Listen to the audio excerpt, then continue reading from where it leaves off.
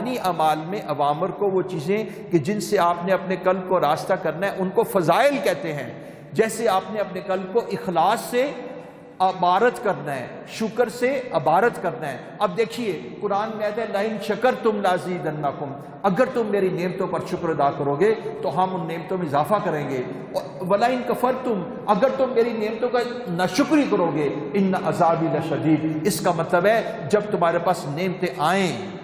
جب تمہارے پاس نعمتیں آئیں تو تم نعمتوں کا شکر ادا کرو۔ نعمتوں کا شکر دو طرح سے ہے، ایک تو الحمدللہ رب العالمین، اور صرف الحمدللہ الحمدللہ اس سے ہے، اور دوسرے نعمتوں کا شکر یہ ہے کہ تم اعضاء و جوارح سے اللہ تعالیٰ کی اطاعت کرو، کہ جس رب نے تمہیں نعمتیں دی ہیں تم اس کی نافرمانی کیسے کر سکتے ہو، تم اس کو بیک کیسے دکھا سکتے ہو۔ یا ایھا الانسان ما غرک بربک الکریم، اے انسان تم اللہ تعالیٰ کے سامنے سرکشی کیسے کر سکتے ہو۔ الذی خلقک، اس نے تمہارا بونی اسکیلٹن بنایا ہے، اس نے تمہارا ڈھانچہ بنایا ہے، فسواک، اس کو برابر کیا ہے، فعدلک، اس کے اندر اعتدال پیدا کی ہے، فی ای صورت ما شاء رکبک، اور جس شکل میں چاہے منتقل کر دیا ہے۔ تمہارے پاس کوئی جواز اور جسٹیفیکیشن نہیں ہے کہ تم اللہ تعالیٰ کی سامنے سرکشی اختیار کرو، اللہ کے سامنے کھڑے ہو جاؤ، اس کے احکامات کو توڑو۔ تمہیں شرم آنا چاہیے، وہ رب ہے، اس نے تمہیں پالا ہے، اس نے تمہیں زندگی دی ہے، تمہاری سانس، تمہاری دھڑکنیں، تمہارے ہر شے اس کے دست قدرت میں ہے، اور تمہارے اوپر جب تکلیف آتی ہے تو اللہ کی طرف سے آتا ہے۔ اگر اللہ جل شانہ کسی کے اوپر کینسر کا ناڈیول ڈال دیں تو کوئی نہیں جو اس کو کینسر سے بچا سکے۔ اللہ اگر کسی کو ہیپیٹائٹس بی میں مبتلا کرنا چاہے، سی میں مبتلا چاہے، تو کوئی نہیں جو اس سے بچ سکے۔ اللہ رب العزت کے پاس سے ساری اشیاء ہیں، کل من عند اللہ، جو احوال آتے ہیں اللہ کی طرف سے آتے ہیں۔ اس اللہ سے ڈرو کہ جس نے آپ کو نعمتیں دی ہیں، جس نے آپ کو عقل اور شعور دیا ہے، جس نے آپ کو سب سے بڑی نعمت پاکستان اور ایمان دیا ہے، اس کا شکر ادا کرو۔ تو اللہ جل شانہ ارشاد فرما رہے ہیں لئن شکرتم، سنو اگر تم میرا شکر ادا کرو گے تو میں نعمتوں میں اضافہ کروں گا، ولئن کفرتم، میری ناشکری کرو گے، ان عذابی لشدید، جس چیز سے شدید عذاب۔ یہ بہت ہی غلط ہے، میں پچھلے 30 منٹ سے ٹریڈنگ کر رہا ہوں پر مجھے ابھی تک کچھ نہیں ملا۔ نمستے سر، اس کی فرضیت کتنی لازم ہے، تو شکر کرنا فرض ہے۔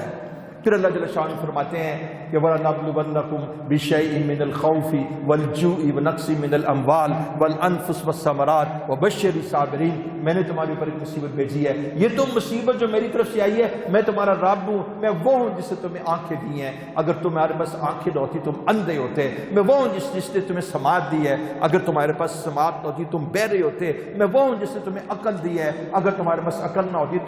تم مینٹلی ریٹارڈیڈ اور پاگل ہوتے، میں وہ ہوں کہ جس نے تمہیں گھر دیا ہے ورنہ تم بے گھر ہوتے، میں وہ ہوں کہ جس نے تمہیں عقل، شعور اور رزق دیا ہے، میں رازق ہوں اور تم مرزوق ہو، تمہیں میں نے رزق دیا ہے۔ اب اگر میری جانب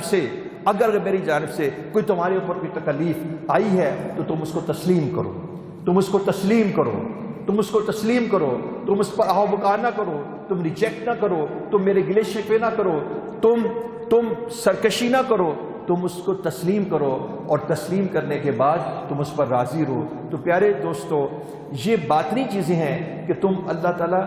کی جانب سے جب نعمتیں ہوں تو تم اس نعمتوں کا شکر ادا کرو، یہ شکر باطنی کیفیت ہے۔ اور جب تمہارے اوپر کوئی آفت اور مصیبت اور مشقت، نامسائل حالات یا انفیوریبل سرکمسٹانسز تمہارے اوپر آئیں تو تم اس وقت اللہ تعالیٰ سے راضی رہو، اور اس وقت اللہ تعالیٰ کی اس کیفیت کو تسلیم کرو۔ اس کو کہتے ہیں تسلیم و رضا۔ یہ تسلیم و رضا قلب کی کیفیت ہے، اور اس کے بغیر انسان جو ہے ہرگز اللہ تعالیٰ کی قرب کی راستہ نہیں اختیار کر سکتا۔ پھر فرمایا والعصر ان الانسان لفی خسر الا الذین آمنوا وعملوا الصالحات وتواصوا بالحق وتواصوا بالصبر، کہ میرے راستے میں تمہیں جب مصیبتیں اور مشقتیں آئے تو تم صبر کرو، ان اللہ مع الصابرین، کہ اللہ تعالیٰ صبر کرنے والوں کے ساتھ ہے۔ جو صبر کرتے ہیں اللہ جل شانہ کے مقرب بندے بن جاتے ہیں۔ اگر جو حالات تمہارے اوپر آئیں اور تم واویلا کرنے لگو، جزا فضا کرنے لگو، اور تم اللہ تعالیٰ کو مورد الزام ٹھہرانا شروع کر دو، تو تم کبھی اللہ تک رسائی نہیں پا سکو گے، اور تم اللہ کے مقبول بندے نہیں پا